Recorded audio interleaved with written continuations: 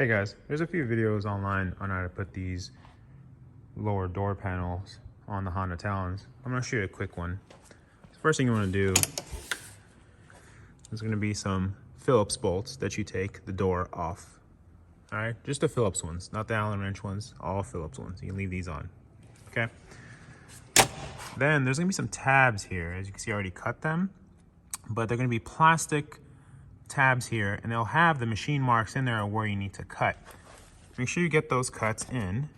I use an air saw. Go through, and then right on the back area here, you're gonna have to also cut up a little bit. So cut exactly where the manufacturer mold lines are. All right. Once you do that, on this side here, I used about a 1/4 inch drill bit, and that's going to give me some wiggle room on the nuts. There's no nut on this bolt right now.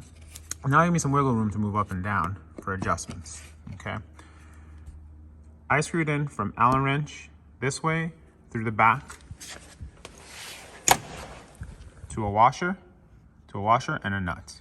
You're going to do that on all respectable places. So I had a nut here, washer nut here, washer nut here. You can see there's a groove already in here for the washer and the nut. Make sure you do that and close the door every now and then, and it should be flat, okay? If you have it where it's bulging out like that, that's because when you cut this here, the part that goes up, I'll show you this right here, the part that goes up this way, you didn't cut that. You just cut straight here and the back, but there's still a little cavity that comes down.